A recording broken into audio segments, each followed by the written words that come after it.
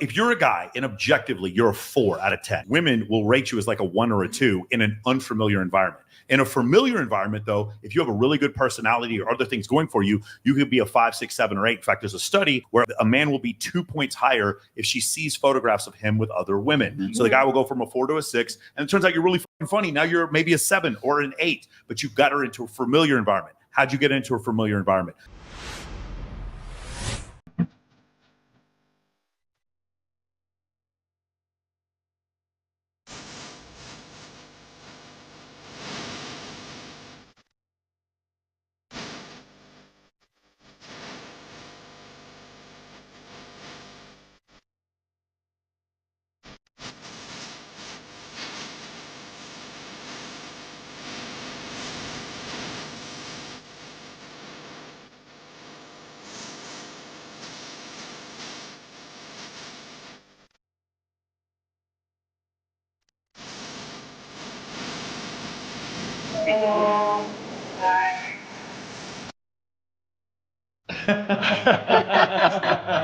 Oh, poor guy. So great. Any thoughts? Wow. There was a video I watched that was similar, and it was this guy who was infertile, and his girlfriend didn't know that he was like sterile. Yeah. Right. And they're sitting in the car, and she's like, "Babe, I'm pregnant." And he was like, "Well, that's funny because I'm sterile." Mm. So that's how he found out that she was cheating on him. Yeah. Like, what? Any man who accepts that is a fucking loser. You have no fucking self-respect at all to let a woman do that to you. That is pathetic. I'm getting really angry about this. But seriously, like, how could you possibly let a woman convince you to raise another man's child? It's recessive genes. It's recessive genes. I know a guy who took one of those like 23andMe DNA tests, and he found like, you know, that you can turn on a setting where it says show your DNA relatives or whatever. Mm-hmm. And he found out that he had like a half brother from his dad, like sleeping around, like, and they were basically the same age. And they looked exactly, he eventually met him, they looked exactly the same and stuff. And it's like 23andMe and Ancestry.com have opened up a whole like host of Pandora's boxes around this. I don't think thing. people realize how common infidelity is. So like mandatory paternity testing. Well, is a solution like, to this. You know, we get into some kind of heated debates with certain personalities about how common Mac and Murphy about how common like what extra pair mating is. Yeah, I mean, because we have paternity tests. I mean, it can't be that. Well, high. it's not even that. It's like the paternity tests. We've had paternity tests since the 70s, right? But now we have now we have social media, and I mean, you don't even have to go to a sperm bank to get a sperm donor. You can go on Facebook or wherever, and that's a real common problem. Well, no, it's Scandinavian country. In Denmark in particular, they're having a crisis because there's so many children that are being born by like one father because all the chicks choose that one guy because he's a rugby player or something like that, right? I saw that. Was he a Danish guy? Like, it's primarily Danish dudes. I'm like, God, my people, let's go. A TLC show about that? Yes, yeah. And so it's more makes me wonder, and I think this is really the point of contention is how common is it now that we know it's more like in our face now that we have more access to like seeing, oh, here's another case, right?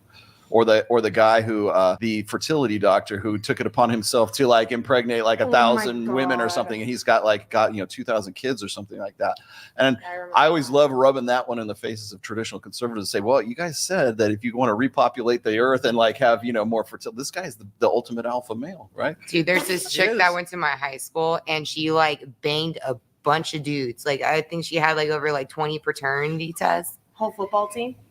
No, I mean, but I think they railed her too at one point. But run a train, bitch. But it's like she like did all these paternity tests, and then she finds out the guy that is the baby daddy is in prison on a life sentence for murder.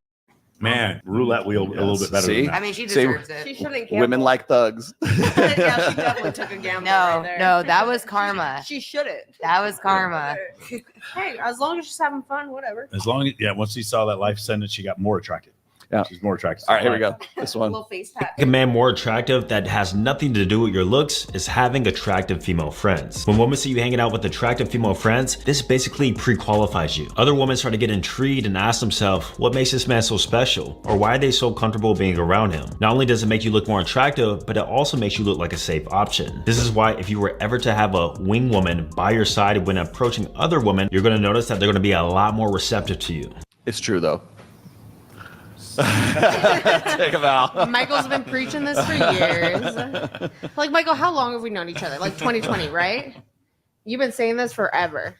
No, I've been getting crucified for this since 08. Yeah. But it's true. It's so, oh my God. If you just have a really hot wing girl, you meet the hottest girls, you get invited to the best parties. They like, you get used to being around women. And when I first got in this space, everyone called me a bitch because I was saying, and it's like, bro, you have no idea what you're talking about. Then they would see the photos of me with all these girls and the girls I was dating. And they're like, you're paying them. I'm like, no, I told you in the beginning, I have a bunch of hot female friends who introduced me to other women. And in fact, that's how I book girls on this show. And it's just so crazy to me. And now, like, I love Austin. I know I'm a fan of his stuff. He's a fan of my stuff. But like actually having him say that, I was just like, finally, like, thank you. I mean, it took years for people to like come to this grasp. Dan Bilzerian, he would throw these incredible Ignite parties. Greatest parties of all time I've ever been to is the Ignite parties he used to have at his house in Bel Air. And he had two girls. One of them was named Monisha Didica was one, and I forgot the other girl's name, Bianca Gezzi. And their job was to like, they weren't sleeping with Dan. Their job was to like get girls to come to the party and actually sift out the ones that weren't attractive. That was their job. So using women to get other women to hang out with you has been something that guys have been doing forever. Same thing has happened with you, Hefner. This is just a very common practice.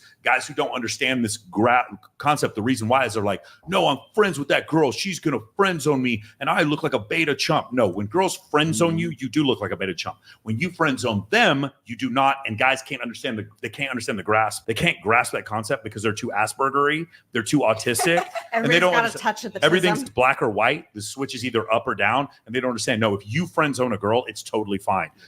As opposed to a girl friend zoning you. It's just one of the craziest things I've ever seen. No, it like opens so many doors when you have female like girls around you all the time that are like vouching for you, and they're like, I love that guy. I love hanging out with him. He's like such a good dude. Feel safe, like connected. And then like other girls, when you tell them that you feel safe around these guys, then they're more. It's your marketing department. Yeah, exactly. We're the Like best they're more apt to like come and hang out because you have vouched for these guys. And you say your job, like if you're a guy and objectively you're a 4 out of 10, your physical attractiveness, you're a 4 out of 10. What happens is women will rate you as like a 1 or a 2 in an unfamiliar environment.